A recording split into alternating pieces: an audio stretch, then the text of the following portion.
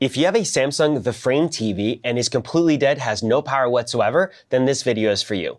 9 times out of 10, the issue is due to a defective One Connect box. Today, I'm going to show you how to diagnose the fault and fix it. We're going to start by opening it up so we can take a closer look inside. For those of you who don't know me, my name's Nick. I started Nick's TV Repair over a decade ago and since then have fixed over 1,000 One Connect boxes. Most commonly, when the One Connect box fails, it will typically fail with an open fuse. So using our multimeter, we're going to do continuity checks for the fuses. A good fuse should have continuity, and we have a beep from a multimeter when we do have continuity. I'm going to check my first fuse over here, and I do have continuity, so it's okay. I have 2 more over here.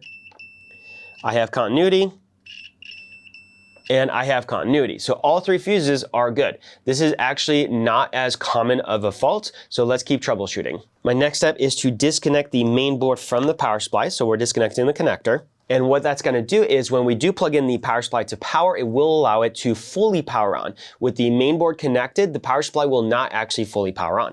So we'll plug it in, and we're going to do voltage checks. I've placed my multimeter in DC mode, and I have 3 voltages I want to check. I want to first start with my 13 volts, and they are labeled on the board, and I do not have my 13 volts. Let's check the standby.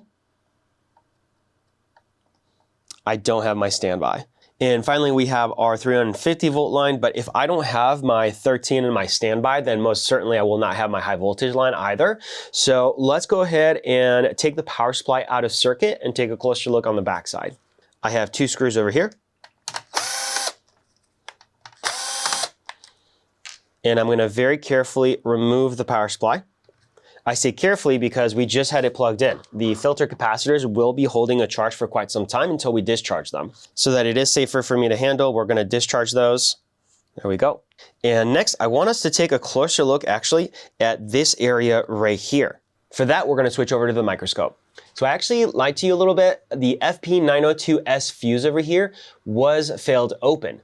And I've already done some repairs off screen, but this is a kind of an unusual situation. So what happened was these 2 transistors, QM801CS, QM802CS, along with the 2 blue capacitors in front of it, this guy right here and right here, had failed shorted and did require replacement. If we flip it over to the back, you will notice that the capacitors were obviously replaced. This is new solder, and same with the transistors over here. You can see that we do have new joints here. I'm going to do a quick little cleanup. Actually, I'm realizing there's still a lot of flux left over.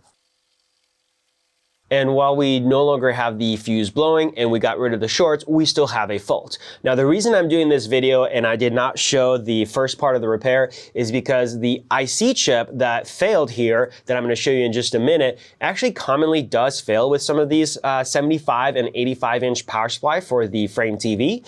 And there's a couple different ways that it can fail. Sometimes the transistors that we see here and capacitor that we've already replaced fail shorted. It's a very obvious tell because the fuse blew and we can tell with our continuity check, but sometimes they don't. So what we're going to do is we're going to move the board over to the right to this IC M801. Here is our marking upside down. We have pin 1 over here, and what we're going to do is remove a little bit of the silicone so we can have better access to the pins of this IC. And again, back in our continuity mode, we have a beep when we have continuity. We're going to check pin number 10 and 12. And we have a short. Right now on the meter, I'm reading 36 ohms. And I just grabbed a different board with a similar fault. So again, we're going to go pin 10 and 12.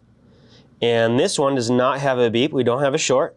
But it also is failed, just failed open instead of shorted. So again, pin 10 and 12, and if we look at the multimeter, we're getting mega ohms. So that's 16 mega ohms going down, 13, 12, but that's millions of ohms. So essentially it means that the IC has failed open. Now when that happens, we'll notice I did not replace these transistors or capacitors. We're going back to our continuity mode, and those, when I check them, do not have a short. If we flip the board over, we'll also be able to tell that the capacitors are not blown and the fuse here has not been replaced and has continuity when I check it with the meter.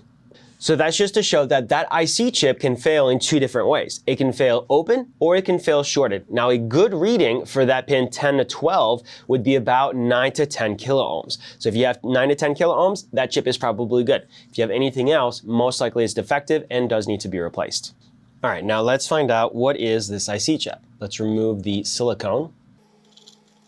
And for those of you who have been watching the channel, checking out a lot of our power supply videos, you probably already know the part number of this IC. And the part number is none other than 6B22. And what we're going to need to do is remove the additional silicone on the perimeter covering the pins so that we can properly desolder and replace the IC chip. If your frame TV is dead, we can help in one of two ways. Send us your OneConnect box for repair, or buy a ready-to-go box and get $100 back when you mail us your old one. My preferred technique is to add solder first and get good flow to the joints. And we can then start adding a little bit of hot air. And what I'll typically do is use a combination of the iron and the hot air at the same time, so that we can get as much heat into the system as quickly as possible. There we go. So when we do that, it's a little bit quote-unquote dangerous because we can also damage the board more easily if we spend too much time on the board. So next we'll remove a little bit of the solder that we added. Give the area another little clean with our brush and isopropyl alcohol. And what we'll notice is we have little dots here, little circles, red circles. We have 4 of them. What those are essentially glue. So the chip is glued to the board and also soldered. So when you are doing the removal with the hot air, just be aware that having the solder molten is not enough. We also have to kind of hit the chip off of the board in order to dislodge it from the glue. So that's what makes this repair a little trickier. So we did flip the board around from the original orientation when we were first looking at it. So our pin 1 is now over here and 10 and 12 are up here. I'm adding solder to pin 1. Sorry, not pin 1, but pad number 1. And we're gonna melt it again, slide the chip into place, make sure that the other pins are lined up how we want them to be. Next, I'm gonna lock in the opposite side. Had a little movement, but it realigned, so we're okay. Lock in the 4 corners. Perfect. Now we can add solder to the rest of the pins. And a little bit of flux so we can get good flow. And we'll touch it up one more time. And perfect. One more cleanup. So let's go ahead and check it one more time. So we'll plug it back in. We still get our click. The first time we plugged it in, no click. Going back to our DC voltage. So my first check is the 13 volt line, 12.77, 12.75. That's good. We had 0 before. And this was our standby, which we were not getting before, and we are now getting that standby line exactly where we're supposed to.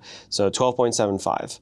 So now we're just going to do a final live test with our TV to make sure that the TV is able to fully turn on. For our final testing, we are using a 50-inch model, which is not the same as the 75-inch, but it is compatible for testing purposes. And we have power. So that does confirm we have a successful repair. If you found the video helpful or useful, make sure to leave us a like, subscribe for more content, and thank you for watching.